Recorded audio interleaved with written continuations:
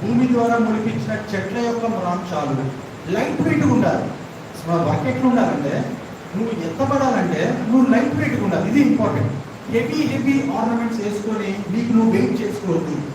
నువ్వు ఎక్కువగా వెయిట్ ఉంటే నువ్వు కిందకి వెళ్ళిపోతా ఉంటావు. నువ్వు తేలాలి కదా. ఓడ అనేది నీళ్ళ మీద తేలాడు, కరెక్టా కదా. నువ్వు తేలాలంటే నువ్వు లైట్ వెయిట్గా ఉండాలి. అందుకే ప్రభు కూడా మనకున్న ఈ స్థితిగతులను కూడా లైట్ చేసుకోమని చెప్తా ఉంటాడు. ఎప్పటికప్పుడు నువ్వు నీ ప్రయాణాన్ని సాగిస్తూ ఉన్నప్పుడు నువ్వు నిన్ను లైట్ చేసుకోవాలి. అధిక భారాన్ని మోసుకుంటూ వెళ్ళకూడదు. ఎందుకంటే ఆ భారంతో మునిగిపోతుంది. నీ హృదయం లైట్ అవ్వాలి.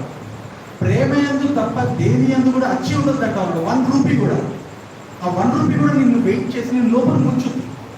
లైట్ చేసుకో, నువ్వు ఎక్స్ట్రా 1 రూపీ. ఇప్పుడు ఏమవుతుంది, వాడు లైట్ అవుతాడు, నువ్వు లైట్ అయిపోతావు ఆటోమేటిక్.